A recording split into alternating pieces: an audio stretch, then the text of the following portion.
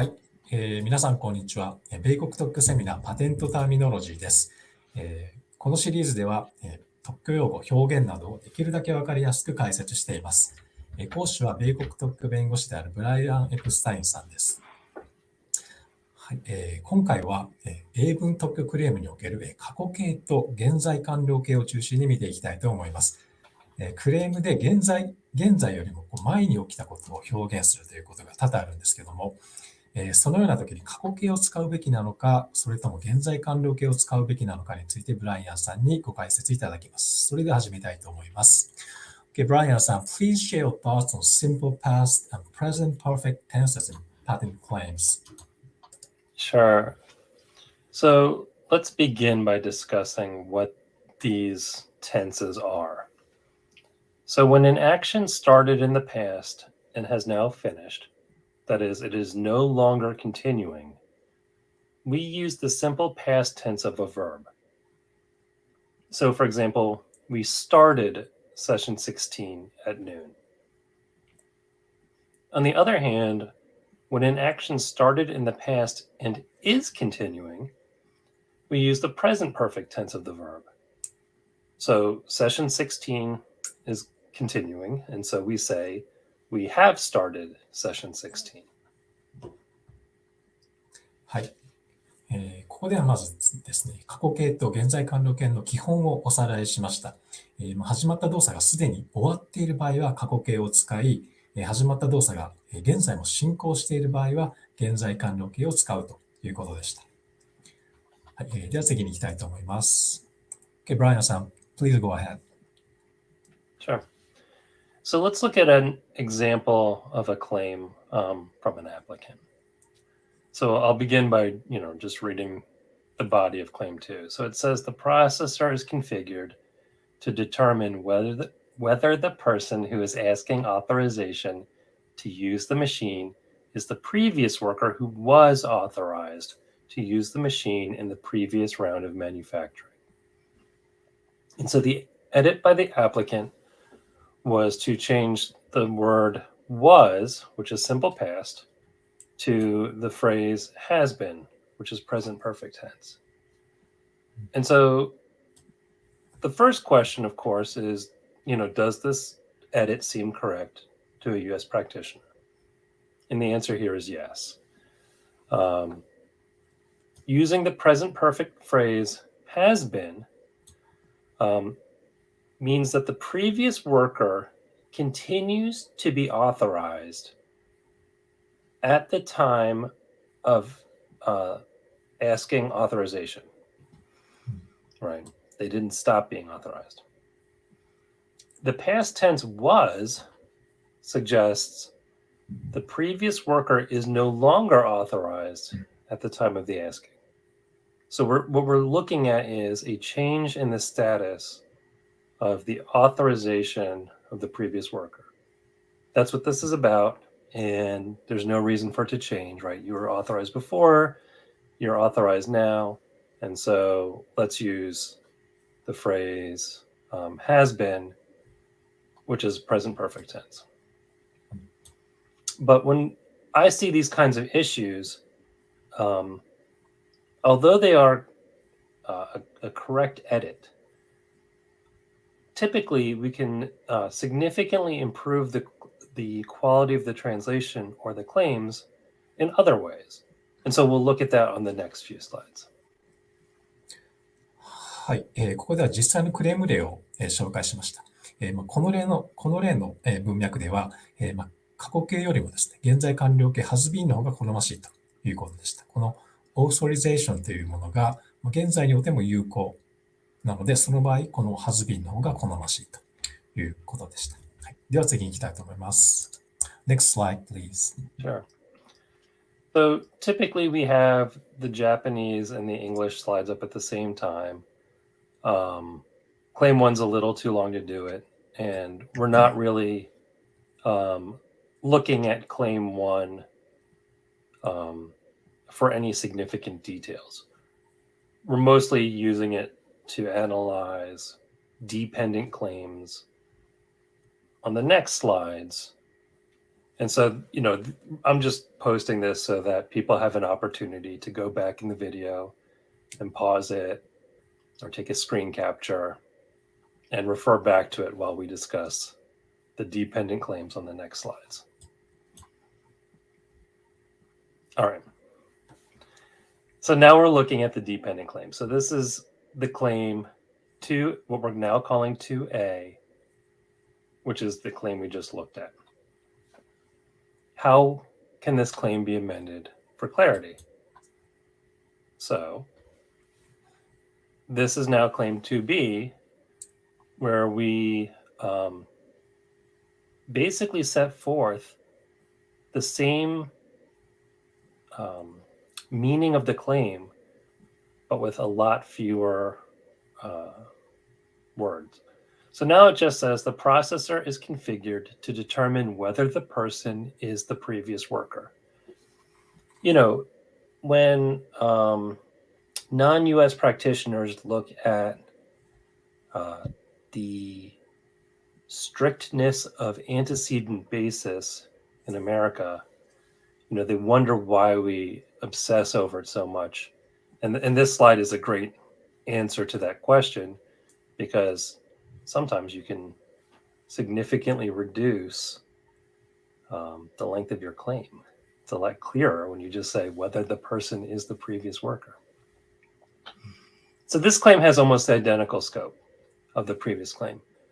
Specifically, everything in claim 2A is in claim 2B.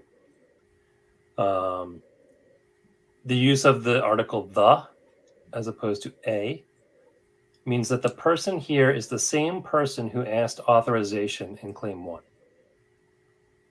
This is also true of the previous worker.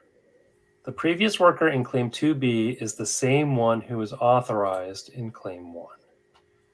And so, because of the brevity of this claim, my belief is that the applicant was trying to incorporate a timing aspect into this claim. And on future slides, we'll look at that timing aspect a little bit more. どうぞ。はい、ここでは、さらに別のクレーム例を紹介しました。具体的には、定冠詞、座を効果的に使うことによって、過去形や現在完了形を使わずに済むリライト例を紹介しました。そして、リライト前のクレームも、リライト後のクレームも、カバーする範囲は全く同じだということでした。はい、次に行きたいと思います。Okay, Brian さん、please go ahead. Sure. So this is the next dependent claim. Again, I'll begin by reading it. This is claim 3A. If the person is the previous worker, the processor is configured to unauthorize the person to use the machine in order to prevent the person from working in 2 rounds of manufacturing in a row and to let the person take some rest. So here, we don't have the problem of simple past and present perfect. Instead, the issue we're going to focus on is in the beginning of the second clause in green, where it says, in order to prevent. This language might receive limited patentable weight from the examiner as a functional limitation. The language also might receive almost no patentable weight from the examiner because it is being interpreted as intended use. So how do we amend that claim? So here's claim 3B. The first thing here is to, you can see that we've split the claim into its 2 portions, the yellow and the green. 3B is the yellow, 4 is green, and you can also see that we've updated the dependency of claim 3B from claim 2 to claim 1. All right, what's going on here? So claim 3B is slightly broader than claim 3A because it lacks the green portion, right? I mean, that's claim 4. However, claim 3B retains most of the patentable weight of claim 3A, right? if the examiner's looking at 3B, the patentable, although the meaning is different compared to 3A, the patentable weight should be similar. So, so that's why, sorry, that got away from me. Okay, so claim 3B also recites the relevant portions of claims 2A and 2B, right? We have this question as to whether the person is the previous worker, if. That's all claim 2 said, and because this is a special case of the person being the previous worker, we can move the dependency from claim 2 to claim 1 without impacting the scope of this claim. So there's no reason for 3B to depend from 2A or 2B. All right, so that's 3B. Let's talk about 4. This is the green portion. I don't know what interpretation the examiner is going to give it, but it seems to me that this is better presented as a separate dependent claim anyway. So let's assume that claim 4 is interpreted narrowly, right? Why might that happen? Because it's a functional limitation, and maybe the examiner, interprets it under 35 USC section 112F. The examiner insists this is means plus function. I don't necessarily think it is, but examiners have their they don't always apply the law correctly. So here, the scope of claim 4 is broader than claim 3A because it lacks the yellow portion, right? So this is a different scope than we would have received from claim 3A. Okay. More likely, the examiner is going to insist that claim 4 recites intended use, for example. And in that case, or the examiner will interpret functional language in some different way, not invoking 112F, but as just, the kind of problematic language that examiners frequently point to in claims. If the examiner insists claim 4 is broad, that's fine. Okay. Claims are given a different interpretation during litigation than in prosecution. So it's no problem if the examiner ignores this claim, because maybe this claim still has value to us when we get to litigation. But I also made this comment about the examiner interpreting the claim problematically. What does that mean? So some examiners just dislike intended use. They just look for intended use in claims, or they look for functional language in claims, and they improperly make rejections like indefiniteness rejections. All right. I'm not saying they're correct, but it's something that happens pretty frequently. And if the applicant will not appeal that rejection, then there's not a lot the applicant can do other than either rewrite the claim or cancel it. And by having this separate from 3B, by having claim 4 separate from 3B, we can keep these more substantial limitations in 3B, right? Compared to if the examiner had an issue with 3A, we have to cancel all of 3A or rewrite all of 3A. If the examiner has a problem with 4, we can just cancel 4, and then we have 3B. And so that's why I'm kind of suggesting that these two claims are better presented separately. And there's other reasons, right? Like if you're at 20 total claims and the applicant wants to add a different claim but avoid claim fees, then it's pretty easy to cancel claim 4. Again, claim 4 has an uncertain scope, could be problematic, might not be problematic, might be narrow, and possibly in a good way during a litigation or inter partes review, could be broad. And so that's why we kind of want to keep it separate from these more easily understood and more structural elements in claim 3B. どうぞ。はい、ここでは、さらに別のクレームを使って、過去形や、現在完了形などの時制とは別の問題について解説しました。具体的にはクレーム 3A で使われていた in order to 以下の限定が、機能的限定または用途と解釈されて、特許的ウェイトを与えられない可能性があるということでした。で、これを考慮して、クレーム 3A を in order to を境に2つに分けて、クレーム 3B とクレーム 4A にするというリライト例が紹介されました。そして、クレーム 3B とクレーム 4A のそれぞれのプロセキューションでの効果について解説いただきました。はい、では次に行きたいと思います。Okay, next slide, please. All right. So what can patent agents do? Well, you can split claim 3 into two portions, as we discussed. Once you do that and you see that claim 3 has this special case, this special timing kind of in the beginning of its body, we can cancel claim 2A or 2B, right? Those are just they're almost meaninglessly broad. And so, we can have a more productive claim set, more efficient claim set then. We can present claim 4 separately.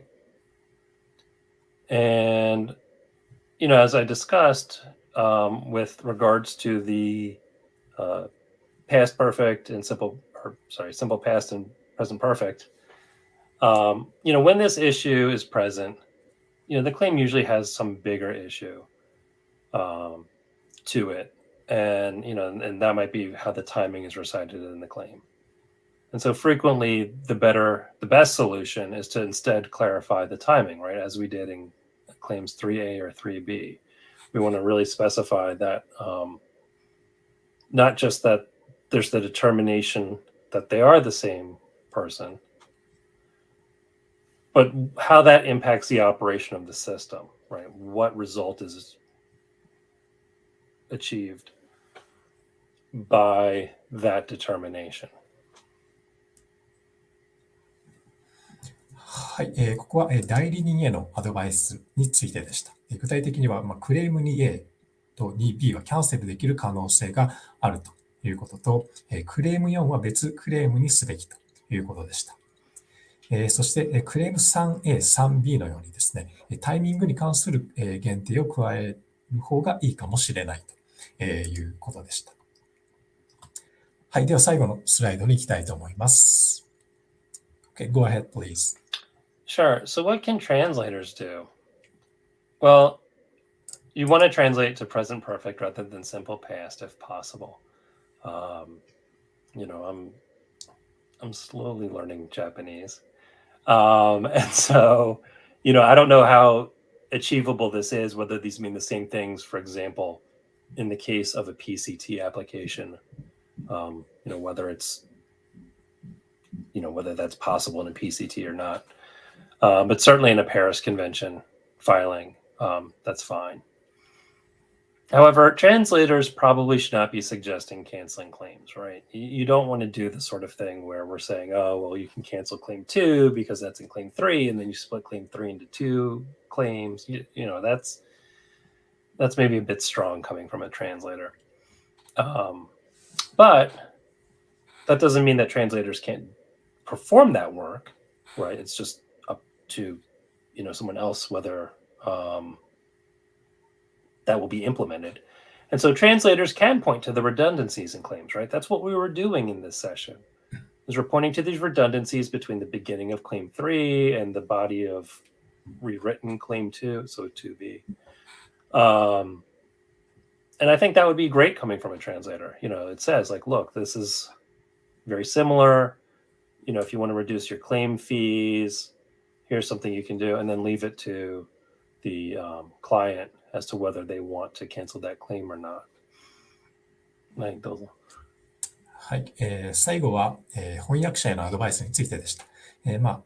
可能な限り現在形ではなく現在完了形で訳すということと、翻訳者がクレームのキャンセルとは提案はできないものの、クレームにおいて冗長な部分を指摘することができるのではないかということでした。はい、今回は英文特許クレームにおける過去形と現在完了形を中心に解説いただきました。で、今回はこれで以上になります。ご質問や扱ってほしいトピックなどがありましたら、YouTube のコメント欄に書いていただくか、スライド最後に記載のメールアドレスまでお気軽にご連絡ください。では本日もありがとうございました。失礼します。はい。ありがとうございました。ありがとうございました。